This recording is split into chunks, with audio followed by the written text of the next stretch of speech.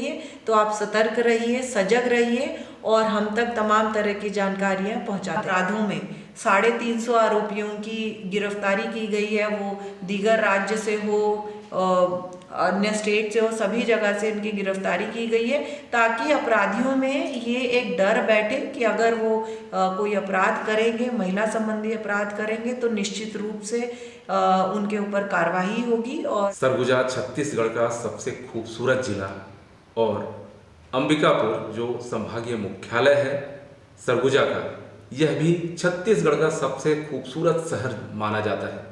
यहाँ कई राज्यों की सीमाएं छूती हैं और इसके साथ साथ जो जिले अलग हुए हैं सरगुजा से, वो भी काफ़ी अच्छे जिले हैं और आदिवासी अंचल माना जाता है सरगुजा जिला। यहाँ एक अच्छी पुलिसिंग की नितांत आवश्यकता हमेशा रही है, क्योंकि पूर्व में हम जैसा जानते हैं, देखते हैं, कई दशक पहले यहाँ का इतिहास काफ़ी आपराधिक रहा है और उन अपराधों पे अंकुश लगाने के लिए कई तरह तरह के उपाय भी किए गए। आज हम उस शख्सियत से आपकी मुलाकात कराने वाले हैं जिन्होंने अपनी कई योजनाओं से लोगों की जान बचाने के साथ साथ पुलिसिंग में एक आमूलचूल परिवर्तन लाया है। यह परिवर्तन सूरजपुर जिले से लेकर जहां उनकी प्रतिस्थापना थी उसके बाद सरगुजा जिला स्पष्ट दिखाई देता है आज। और नशे पर जो प्रभावी अंकुश लगाने के लिए जो खासी पुलिसिंग, जिस सारे अपराधों की का जड़ जो होता है नशा होता है, उसके लिए काम किया है श्रीमती भावना गुप्ता ने। 2014 बैच की आईपीएस श्रीमती भावना गुप्ता, जो पहले बंगाल कैडर से रही, उसके बाद छत्तीसगढ़ कैडर में आने के लिए भी इन्होंने काफ़ी संघर्ष किया। अब छत्तीसगढ़ महतारी के लिए अपने समर्पण की भावना के साथ काम कर रही हैं। आज हम मुलाकात कराने वाले हैं आपका श्रीमती भावना गुप्ता आईपीएस 2014 बैच की हैं, जो अंबिकापुर जिला मुख्यालय में सरगुजा जिले को संभाल रही हैं, सरगुजा जिले की कमान संभाल रही हैं और एक ऐसी पुलिसिंग परिलक्षित हो रही है जो शायद पहले कभी दिखाई नहीं दी। मैडम, आपका स्वागत है हमारे लोकप्रिय छत्तीसगढ़ के लोकप्रिय चैनल इंडियन रिपब्लिक न्यूज में। मैम, सबसे पहला जो सवाल है वो पुलिसिंग को लेके हमारा है कि सरगुजा जिले में नशे पर प्रभावी अंकुश लगाने के लिए अब तक कितनी बड़ी बड़ी कार्रवाई की गई और उसका नतीजा अपराधों के ग्राफ में गिरावट को लेकर कैसे नजर आता है? पहले मैं आपके चैनल का बहुत धन्यवाद करती हूँ आज इस इंटरव्यू के लिए। और जैसा कि आपने पूछा, नशे का दृष्टिकोण अगर ग्राफ यहाँ पे देखा जाए तो सरगुजा एक विक्टिम डिस्ट्रिक्ट के हिसाब से हमारे सामने आता है। यहाँ पे कहीं ना कहीं यूज़र्स की बहुतायत है और जो एक सामाजिक चैलेंज भी है और हमारे लिए एक पुलिसिंग चैलेंज भी है। तो लगातार इसको पुख्ता नियंत्रण के लिए सरगुजा पुलिस द्वारा कार्रवाई की जा रही है, जिसमें एक अभियान नवा बिहान के तहत में जो अपराधियों की धरपकड़ के लिए भी है और साथ में जो लोग कुछ पथभ्रष्ट हो गए हैं उनको सुधार का मौका दिया जाए, उसके लिए भी ये अभियान है। तो बताना चाहूँगी, पिछले वर्ष लगभग 60 से ज़्यादा बड़ी कार्रवाइयाँ सरगुजा पुलिस द्वारा की गई हैं और अभी हाल ही में एक बहुत बड़ा कंसाइनमेंट लगभग 60 किलो गांजा का 3 दिन पहले जो उड़ीसा से आ रहा था उसके ऊपर कार्रवाई की गई है। इसी के साथ में जो हमारा नवा बिहान एक कार्यक्रम है जिसके माध्यम से काउंसलिंग सेंटर एक ऑपरेट किया जा रहा है और एक्सपर्ट जो सामाजिक कार्यकर्ता हैं और बाकी समाज के अच्छे लोगों का उसमें हेल्प लेते हुए कैसे हम ऐसे लोग जो नशे की लत से आदी हो गए हैं या किसी कारणवश उस दिशा में गए हैं, कैसे उनको समाज की मुख्य धारा से फिर से जोड़ा जाए, उसके लिए भी चेष्टा की जा रही है। लगभग पिछले वर्ष में 250 से ज़्यादा ऐसे लोगों को जो है मेडिटेशन, काउंसलिंग और इस तरह की प्रक्रिया से उनकी घर वापसी मैं कहूँगी कराई गई है। सरगुजा प्रायः काफ़ी आदिवासी बाहुल्य क्षेत्र रहा है। बात की जाए आपके वेस्ट बंगाल कैडर की तो वहाँ काफ़ी डेंस पॉपुलेशन हुआ करता था। वहाँ की पुलिसिंग और यहाँ की पुलिसिंग में ज़मीनी अंतर क्या है और क्या काम करने की ज़रूरत है यहाँ पे? जैसा कि आपने कहा, हमारा सरगुजा संभाग और सरगुजा डिस्ट्रिक्ट बहुत ही एक प्राकृतिक, ब्यूटीफुल और आदिवासी बहुमूल्य क्षेत्र है। मेरा मानना है कि हर क्षेत्र की, चाहे मैंने पहले पश्चिम बंगाल में काम किया और अभी यहाँ पे पहले सीआईडी में रहे, फिर सूरजपुर में, और यहाँ हर जगह की अपनी एक तासीर होती है, हर जगह के अपने एक चैलेंजेस होते हैं। यहाँ पे जो हमारा महिला अपराध है, कहीं ना कहीं उस दिशा में काम करने की मुझे आवश्यकता बहुत लगी, बिकॉज़ जो हमारी यंग लड़कियां हैं, यंग ट्राइबल लड़कियां हैं, उनको कहीं ना कहीं जो उनके कानूनी प्रावधान है उसके विषय में जागरूक करना, वो एक महत्वपूर्ण यहाँ पे चैलेंज था हमारे लिए। इसी के साथ में, क्योंकि अंबिकापुर शहर अब दिन ब दिन बढ़ता जा रहा है, यहाँ पे मॉडर्न कंस्ट्रक्शन बढ़ती जा रही है, तो ट्रैफिक के चैलेंजेस और जो शहरी व्यवस्था में जिस तरह की कानून की परिस्थितियाँ बनती हैं, उस चीज़ों को भी यहाँ पे उस चीज़ में हमने फर्स्ट हमारा फोकस रहा है। जैसा आपने रिसेंटली देखा कि एक मॉडर्न सीसीटीवी कंट्रोल रूम यहाँ सेटअप किया गया है और पूरे शहर में एक लगभग 100 कैमरा का हमने एक नेटवर्क बिछाया है, क्योंकि आज जिस तरह से अपराध और अपराधी चेंज हो रहे हैं, जिस तरह से उनकी मोडस ऑपरेंडी चेंज हो रही है, तो आवश्यकता हो जाती है टेक्निकल सर्विलेंस की। और इसी के साथ में महिलाओं के लिए जो हमने बहुत सारे कार्यक्रमों के माध्यम से वो लास्ट छोर पे जो महिला है उस तक पहुंच सके, उस तक प्रशासन पहुंच सके और पुलिस का भय और पुलिस और आम नागरिकों के बीच में दूरी कम हो, ऐसी हमारी कोशिश रही है। मैम, प्रदेश के मुख्यमंत्री भूपेश बघेल की बात की जाए तो उन्होंने हमर बेटी हमर मान जैसा एक कार्यक्रम चलाया है। मैं कहीं ना कहीं जोड़ना चाहूँगा, जो आपका एक पर्सनल इंटेंशन रहा है बच्चियों की सुरक्षा को लेकर, बेटियों के मान को बढ़ाने के लिए आपने पहले से हिम्मत कार्यक्रम जो चलाया है, कहीं ना कहीं हमर बेटी हमर मान और हिम्मत कार्यक्रम को कोरिलेट करके देखा जाए तो ये आने वाले समय में संभाग ही नहीं पूरे प्रदेश के लिए एक बहुत बड़ी योजना बन सकती है। इसमें क्या विचार हैं आपके? जी बिल्कुल, हमर बेटी हमर मान कार्यक्रम एक बहुत ही महत्वाकांक्षी कार्यक्रम है और जिसके हमें निर्देश भी प्राप्त हुए हैं, और लगातार जो हमर बेटी हमर मान के मुख्य बिंदु हैं कि उसमें प्रशिक्षण हो, उसमें पराक्रम हो, उसमें परामर्श हो, तो जो ये पराक्रम का बिंदु है वो हमारा हिम्मत कार्यक्रम एड्रेस करता है। और हिम्मत के माध्यम से जो है हमारी ग्रामांचल की बच्चियां हैं और वो अपनी आत्मरक्षा कर सकें, और उनके परिवेश में आत्मरक्षा ज़रूरी है कि ऐसी हो, ऐसा नहीं है कि आप 30 दिन का एक कोर्स करके आपने सेल्फ डिफेंस का किया है तो आप बहुत शक्तिशाली हो जाएंगे, किंतु आप में एक आत्मविश्वास बहुत ज़्यादा बढ़ेगा। तो जिस आप विपरीत परिस्थिति का अगर आप खुदा न खास्ता सामना करते हैं, उससे आप खुद को बाहर निकाल पाएंगे।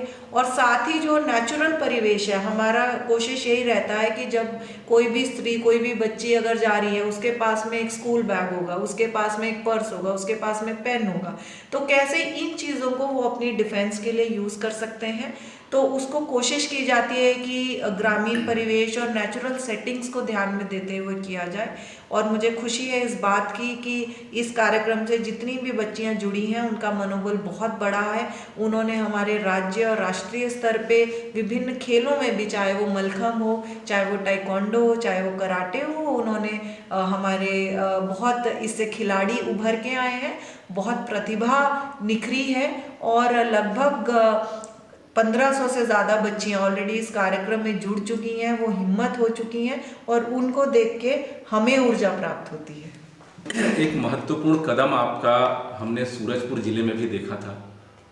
अग्रसर जो कार्यक्रम है, पुलिस जवान हैं या पुलिस के जो भी कर्मी हैं जो 24/7 अपनी सेवा दे रहे हैं छत्तीसगढ़ महतारी को, उनके बच्चे एक उच्च शिक्षा के लिए लाइनअप नहीं हो पाते थे। आपने अग्रसर जैसे कार्यक्रम को चलाते हुए बिहार के जो बहुत अच्छे एजुकेशनिस्ट हैं आनंद कुमार, उनको जोड़ा आपने वर्चुअली और कई बच्चे मोटिवेट हुए। आपको कैसा आभास हुआ सूरजपुर जिले में बच्चे कैसे हैं, उनको नितांत आवश्यकता है ऐसे कार्यक्रमों की, और इसे आगे बढ़ाने के लिए और कोई कदम आपके द्वारा उठाया जा रहा है क्या इस आदिवासी अंचल में? जी, जैसा आपने कहा कि पुलिसिंग तभी मेरा मानना है बेटर होगी जब हम अपने पुलिस कर्मियों का देख रेख, उनकी वेलफेयर के दिशा में भी सोचें। तो अग्रसर वैसी एक पहल थी। पुलिसिंग बाय प्रोफेशन एक ऐसी जॉब है जिसमें आप चौबीसों घंटे आप तैनात हैं, आपकी छुट्टी आपकी कभी नहीं है और आप अमूमन अपने घर से दूर कहीं पे रहते हैं। तो ऐसी परिस्थितियों में हमें पुलिस परिवारों के विषय में सोचने की आवश्यकता है, हमारे बच्चों के विषय में सोचने की आवश्यकता है। अग्रसर कार्यक्रम सूरजपुर में इसी उद्देश्य से चलाया गया था कि हमारे पुलिस के बच्चे भी महत्वाकांक्षी हों और उनको एक अच्छी प्रेरणा मिले जीवन में, और अर्ली स्टेज पे वो प्रेरणा मिले ताकि वो उच्च लक्ष्य रखें और उसको साध सकें। और यहाँ आने के बाद मैं बताऊंगी कि पुलिस वेलफेयर को ध्यान में रखते हुए कुछ और स्टेप्स लिए गए हैं। जैसे महिला पुलिस कर्मियों को ध्यान में रखते हुए स्नेह छाया यहाँ पे संचालित किया जा रहा है, जो एक डे केयर सेंटर है। जो महिला पुलिस कर्मी अक्सर जब वो ड्यूटी पे आते हैं उनको बच्चों की देखरेख की बहुत दिक्कत होती है, तो यहाँ पे एक डे केयर सेंटर स्नेह छाया के हिसाब से, जहाँ पे हमारे एक्सपर्ट पुलिस ऑफिसर्स और एक्सपर्ट लोग रहते हैं और वो बच्चों की देखभाल करते हैं और उनकी एजुकेशन के लिए तमाम तरह के प्रावधान, आईसीटी मटेरियल और इसके साथ में एक्सपर्ट टीचर्स, सभी चीज़ की वहाँ पे प्रावधान किया गया है। और ये एक बढ़ता कदम है। मुझे लगता है कि एज अ ऑर्गेनाइजेशन ऑल्सो हमें सोचने की आवश्यकता है कि हम अपने लोगों के लिए क्या क्या कर रहे हैं ताकि वो हमको 100% दे सकें। मैम, एक ऐसे तथ्य को याद दिलाना चाहूँगा जो आपने अपनी एज एसपी सूरजपुर ज़िले में शुरू की थी। लोग सड़क पर सुरक्षित रहें, जो घर से निकल रहे हैं किसी काम के लिए वो सुरक्षित वापस अपने परिजनों तक पहुंच सके, उसके लिए आपने बहुत संवेदनशीलता के साथ हेलमेट पहनने का सुझाव और हेलमेट बांटने की जो प्रक्रिया शुरू की थी। कहीं ना कहीं सूरजपुर ज़िले में जो सड़क सुरक्षा सप्ताह, अभी 33वां सड़क सुरक्षा सप्ताह मनाया गया, उसमें आपके कार्यकाल के समय और इस बीच में लगातार सड़क दुर्घटनाओं के ग्राफ में भारी गिरावट आई है। मैं बताना चाहूँगा आपको, और इसके लिए बहुत बहुत शुभकामना, बधाई भी देना चाहूँगा कि आज आप सरगुजा संभाग जैसे ज़िले को संभाल रही हैं और अंबिकापुर, जहाँ काफ़ी ट्रैफिकिंग बहुत ज़्यादा यातायात घना है सूरजपुर के मुकाबले, तो यहाँ क्या ऐसी कोई योजनाएं आपने संचालित करी हैं लोगों की जान बचाने के लिए, या उसी योजना को, सड़क सुरक्षा योजना जो आपने चलाई थी सूरजपुर में, उसको आगे अमली जामा पहनाने का काम कर रही है? बिल्कुल, जो हरसर हेलमेट की एक मुहिम चलाई गई थी वो निरंतर यहाँ पे भी चलाई जा रही है, किंतु यहाँ शहरी परिवेश को देखते हुए कुछ और हमें मुख्य जो चैलेंजेस सामने आए कि यहाँ पे शहर की आबादी बढ़ रही है और जो ट्रैफिक है वो भी बढ़ रहा है। तो आवश्यकता लगी एक ऐसे नंबर की जिससे जनसाधारण डायरेक्टली ट्रैफिक वायलेशंस को पुलिस को रिपोर्ट कर सकें। तो इसी के लिए यहाँ पे एक त्रिनेत्र योजना लागू की गई है, जिसके माध्यम से एक व्हाट्सएप नंबर जनसाधारण में सर्कुलेट किया है। और मुझे खुशी है इस बात की कि ये हमने लगभग 3 महीने पहले इस नंबर को सर्कुलेट किया था और 200 से ज़्यादा शिकायतें उसमें प्राप्त हो चुकी हैं। और ऐसी गाड़ियाँ, जो ऐसे लोग जो सड़क सुरक्षा को लेके सीरियस नहीं है, जो बेतरतीब गाड़ियाँ रास्ते में खड़ी करते हैं, जो इस तरह की ऑब्स्ट्रक्टिव पार्किंग करते हैं जिससे आम जनमानस को दिक्कतें महसूस होती हैं, तो उन सभी वॉयलेटर्स पे कार्रवाई की जा रही है। और इसमें 10,000, 20,000 इस तरह से बड़ी रकम के भी चालान किए गए हैं ताकि ऐसे लोगों पे पुख्ता जो है कार्रवाई की जा सके। इसी के साथ में पूरे शहर में जो एग्जिट पॉइंट्स हैं वहाँ पे ANPR कैमरास को हमने लगाया है। तो वहाँ पे भी जिस तरह की अगर 3 सवारी और इस तरह के जो ट्रैफिक वायलेशंस हैं उसकी सूचना हमारे कंट्रोल रूम तक आती है और उसमें कार्रवाई की जा रही है। और पथ सुरक्षा जीवन रक्षा के माध्यम से जो हमारा हेलमेट डिस्ट्रीब्यूशन का एक कैंपेन है वो जारी है। लगभग 300 से ज़्यादा हेलमेट इस वर्ष सभी सेक्शंस को दिए गए हैं। उसमें मीडिया कर्मी, और कोशिश रहती है कि हमारे समाज के सभी वर्ग उससे जुड़ पाएँ, चाहे वो डॉक्टर्स हों, चाहे वो एडवोकेट्स हों, सभी को इस मुहिम से जोड़ा जा रहा है। और उसका हमें in terms of of number of death reduction, उसका हमें बेनिफिट भी मिल रहा है। मैम, आपकी कम्युनिटी पुलिसिंग जानी पहचानी जाती है। आज के डेट में पूरे छत्तीसगढ़ की बात की जाए तो एक महिला पुलिस कप्तान और महिलाओं के उत्थान के लिए जो आपने काम किया है अभी तक, वो काफ़ी परिलक्षित होता है शहरी क्षेत्रों में।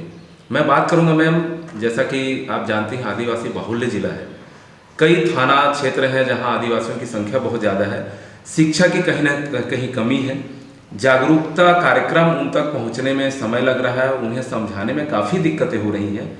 ग्रामीण क्षेत्र में, ग्रामीण परिवेश में ऐसे लोगों को समझाने के लिए क्या ऐसी कोई मुहिम चलाई जाएगी ताकि गांव का आखिरी व्यक्ति, जो वहां की बच्चियां हैं, बालिकाएं हैं, महिलाएं हैं, उनको कानून की जानकारी हो सके और गांव में जो शराब या नशे के कारण हत्याएं हो रही हैं या कुछ ऐसी घटनाएं हो रही हैं जो ग्रामीण नहीं जानते हैं, उसके लिए कभी लगता है मैम कि कोई प्रयास किया जाए ग्रामीण क्षेत्रों के लिए विशेष? निश्चित रूप से हमारा एक कंटिन्यूस एंडेवर रहता है कि जितने भी जागरूकता कार्यक्रम हैं वो हमारे सभी ब्लॉक्स में, सभी थाना अंचलों में वो स्टार्ट हों। जैसे एग्जाम्पल के तौर पे जो हिम्मत कार्यक्रम है उसकी शुरुआत भी हमने लुंड्रा क्षेत्र से की थी, उसके बाद में कमलेश्वरपुर, उसके बाद में अभी वो उदयपुर, लखनपुर जो रूरल एरियाज हैं और आदिवासी बहुमूल्य हैं, वहीं पे कस्तूरबा गांधी विद्यालयों को, आश्रय विद्यालयों को हमने टारगेट करते हुए वहाँ की बच्चियों को पहले सशक्त करने का एक बीड़ा उठाया है।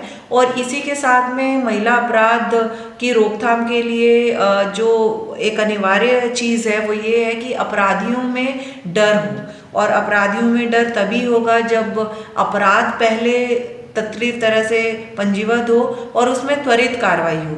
तो इसीलिए हमने एक ऑपरेशन गूंज के माध्यम से, हर्ष का विषय है कि पिछले वर्ष में लगभग 118 गुम बालिकाएं हुई थी, जिसमें 108 बच्चियों को बरामद किया गया है। इसी तरह 300 गुम महिलाओं में से लगभग 200 महिलाओं को बरामद किया गया है और 250 से ज़्यादा महिला अपराधों में 350 आरोपियों की गिरफ्तारी की गई है। वो दीगर राज्य से हो, अन्य स्टेट से हो, सभी जगह से इनकी गिरफ्तारी की गई है ताकि अपराधियों में ये एक डर बैठे कि अगर वो कोई अपराध करेंगे, महिला संबंधी अपराध करेंगे, तो निश्चित रूप से उनके ऊपर कार्रवाई होगी और न्यायिक जो प्रक्रिया है उसमें उन्हें आना पड़ेगा। और इसी के साथ साथ जो हमारा जागरूकता अभियान है हिम्मत के माध्यम से, वो पूरे जोरों शोरों से पूरे हमारे डिस्ट्रिक्ट में और हर ब्लॉक अंचल में वो संचालित हो रहा है। इस साइबर क्राइम की बात की जाए तो आपसे पहले भी कई सवाल पूछे गए हैं। साइबर क्राइम को बचाने के लिए लोगों को जागरूक करने का अभियान लगातार पुलिस चला रही है, उसके बावजूद लोगों में जागरूकता की कमी क्या मानती है? एक सामाजिक चर्चा इसको लेकर होनी चाहिए। निश्चित रूप से आज जिस तरह से साइबर क्राइम का ग्राफ और उसकी जिस तरह से मोडस ऑपरेंडी चेंज हो रही है, नितांत आवश्यकता है कि हम और जागरूक हों और इसके लिए ऑपरेशन साइबर क्लीन हो। हर तरह से हम उस आखिरी छोर तक पहुंचने की कोशिश कर रहे हैं। हर थाना स्तर पे बहुत सारे लोगों को बीट ग्रुप्स के माध्यम से, व्हाट्सएप ग्रुप के माध्यम से जोड़ा जाता है ताकि नई जिस तरह की अपराधी परिकल्पनाएं कर रहे हैं उनसे हम एक स्टेप आगे कैसे रह सकते हैं, किस तरह से लोगों को धोखाधड़ी की जा रही है। और साइबर क्राइम के विषय में हमारा स्टेट या हमारा डिस्ट्रिक्ट भी एक विक्टिम स्टेट की तरह है। अमूमन जो ये सारे गैंग्स हैं वो जामताड़ा, नोएडा, भरतपुर, इस तरह के नोड्स बने हुए हैं जहाँ से ये क्राइम्स हो रहे हैं। तो लगातार उसमें कार्रवाई जारी है। हमारी टीम ने पिछले वर्ष बहुत ही अच्छा कार्य करते हुए यहाँ सभी जगह से बड़े गैंग्स को पकड़ा है और उसमें बरामदगी की है। और ये जो ऑपरेशन साइबर क्लीन के माध्यम से जागरूकता का अभियान बीट ग्रुप्स के माध्यम से लगातार जारी है। मैम, एक अहम सवाल आपसे पूछना चाहूँगा मैं। छत्तीसगढ़ कैडर के लिए आपने काफ़ी संघर्ष किया और छत्तीसगढ़ महतारी की आज जो सेवा आप कर रही हैं वो सामान्य तौर पे सभी लोग जान भी रहे हैं। आपकी जो योजनाएं हैं आम व्यक्ति को प्रभावित कर रही हैं। उनके जीवन बचाने की बात की जाए, उन्हें जागरूक करने की बात की जाए, महिला सुरक्षा की बात की जाए, बालिकाओं की बात की जाए, या पुलिस कर्मियों अधिकारियों के बच्चों को अग्रसर के माध्यम से उस मुकाम तक पहुंचाने की बात की जाए जो वाकई में आज तारीफ का विषय बनी हुई है दोनों जिलों में। आगे जो आपके द्वारा किया जा रहा है, एक मंशा आपकी स्पष्ट है कि लोग जागरूक हों, शिक्षा में आगे आएं, इसके साथ साथ अपने फिटनेस पे ध्यान दें। तो ये समर्पण का भाव आपने कहाँ से पाया, इसके पीछे किसकी प्रेरणा रही जो हमें परिलक्षित होती है, जनता के बीच में दिखाई देती है? मैं बहुत आपका आभार व्यक्त करती हूँ कि ये जो सारी योजनाएं जैसे आपने बताया कि जिस दृष्टिकोण से जिस लक्ष्य को रखते हुए वो आम लोगों तक पहुँच रही हैं, ऐसा ही हमारी इच्छा है। और कहीं ना कहीं हमें हमेशा सोचना चाहिए, मेरा मानना है कि हमारा देश हमें क्या दे रहा है उससे ज़्यादा ज़रूरी है सोचे कि हम अपने देश को क्या दे रहे हैं। तो हर इंसान में अपनी जो भी कार्य करते हैं उसमें वो एक लार्जर इंटरेस्ट देखें। अगर कोई डॉक्टर है तो वो अपने मरीजों के माध्यम से हमारे देश की सेवा करते हैं, जो मीडिया कर्मी है वो सच सामने ला के सेवा करते हैं। तो हर इंसान को अपने एक लार्जर दायित्व के बारे में सोचना चाहिए, देश के बारे में हमेशा सोचना चाहिए। और यही कहीं ना कहीं प्रेरणा इस सर्विस में आने की भी थी, और वही प्रेरणा जो हमें अपने माता पिता से भी मिली है, गुरुजनों की आशीष से भी मिली है, और उसी के लिए हम कार्यबद्ध हैं। मैम, प्रतियोगी परीक्षाओं में जो बच्चे अभी हिस्सा लेने वाले हैं, अभी CGPSC की भी घोषणा हो चुकी है परीक्षा तिथि की, आपके बारे में जैसा हमने पढ़ा है, आपने फर्स्ट अटेम्प्ट में 2013 में UPSC फर्स्ट चांस में ही निकाला था, क्रैक किया था। क्या इसके पीछे लॉजिक रहा, आपकी मेहनत कैसी थी, आपका एम क्या था? और एक ऐसा मूल मंत्र अभी जो बच्चे एग्जाम देने वाले हैं, जो यूथ हैं, युवतियां हैं, उनके लिए क्या एक मैसेज रहेगा ताकि उन्हें इन परीक्षाओं में एक कीवर्ड मिल सके कि आपको ऐसा करना चाहिए? आपके चैनल के माध्यम से सभी तमाम युवा वर्ग, तमाम बच्चे जो आने वाली परीक्षाओं में अभी कॉम्पीट करने वाले हैं, सभी को मैं बहुत बेस्ट ऑफ लक कहूँगी और उनको बहुत बधाई दूंगी कि उन्होंने ये टफ पथ को चूज़ किया है। उसी के साथ में मेरा ये मैसेज रहेगा कि आप अपनी क्षमताओं पे विश्वास करिए। जब हम एग्ज़ाम के लिए प्रिपेयर करते थे तब ऐसा सोचते थे कि अगर एक भी सीट है तो उसी सीट के लिए हम लड़ रहे हैं। तो आपको कहीं ना कहीं अपने पे भरोसा होना चाहिए और आप अपने में आप कितना बेस्ट दे पा रहे हैं। हर दिन की मेहनत महत्वपूर्ण रहती है और कोई भी बड़ा लक्ष्य जो है छोटे छोटे कदमों से हासिल होता है। तो आए दिन की मेहनत आप करें और अपने कर्तव्य के प्रति जो है अपनी पूरी निष्ठा रखें और पूरा परिश्रम करें। निश्चित रूप से आपको सफलता हासिल होगी। सरगुजा जिले वासियों के लिए हम एक मैम के माध्यम से ऐसा संदेश जो पुलिसिंग में भी मदद करे, अपराधों के ग्राफ को कम करने में मदद करे और नशे पर भी अंकुश लगाने के लिए सर्वसामान्य के मस्तिष्क में यह बात जाए कि नशे की वजह से जो अपराध हो रहे हैं उसकी सूचना आप पुलिस को दें और इसमें पुलिस को मदद करें ताकि अपराधों को रोकने में मदद मिल सके। इसके लिए मैम एक संदेश सरगुजा वासियों के लिए हमारी ओर से। बिल्कुल, एक सशक्त समाज तभी निर्मित होता है जब हमारे लोग सशक्त हों। सरगुजा पुलिस सदैव तत्पर है आप सभी के लिए और हमारे चाहे फेसबुक चैनल हो, चाहे वो सोशल मीडिया प्लेटफॉर्म्स हों, किसी भी तरह से, चाहे वो त्रिनेत्र हेल्पलाइन नंबर है, संवाद हेल्पलाइन नंबर है, बहुत सारे ऐसे प्लेटफॉर्म्स क्रिएट किए गए हैं जिससे जनसाधारण हमसे जुड़ सकते हैं, चाहे किसी सूचना के लिए, चाहे किसी शिकायत के लिए। तो आप सतर्क रहिए, सजग रहिए और हम तक तमाम तरह की जानकारियाँ पहुँचाते रहिए। आज जो IPS भावना मैम ने हमसे बात की, हमारे माध्यम से आप सभी लोगों तक, हमारे दर्शकों तक जो संदेश पहुंचाया पुलिसिंग का, निश्चित तौर पे फॉलो करेंगे ताकि अपराधों के ग्राफ को और कम किया जा सके और कम्युनिटी पुलिसिंग में हम अपनी सहभागिता निभा सकें। आप सभी दर्शक, आज आपने सुना IPS भावना गुप्ता को। मैं बता दूं, ये खेलों के साथ साथ पढ़ाई के साथ साथ जो आज एक जिम्मेदारी, अहम जिम्मेदारी निभा रही है, सरगुजा जैसे ज़िले को संभालने की जिम्मेदारी जो है बहुत टफ होती है और कैसी कठिनाइयाँ होती हैं। और आज के दौर में एक अच्छी कम्युनिटी पुलिसिंग में जो बिंदुएं हैं उन्हें कैसे स्पष्ट किया, हम शुक्रगुजार हैं भावना मैम के। और सरगुजा वासियों को भी इन सभी चीज़ों को ध्यान देना चाहिए। इसके साथ साथ देशभक्ति और जनसेवा की जो भावना है उसमें कहीं न कहीं सहयोग करने की अपेक्षा के साथ आप लगातार देखते रहिए। मैं doctor Pratap Narayan Singh, Indian Republic news, गणतंत्र भारत की स्वतंत्र आवाज़।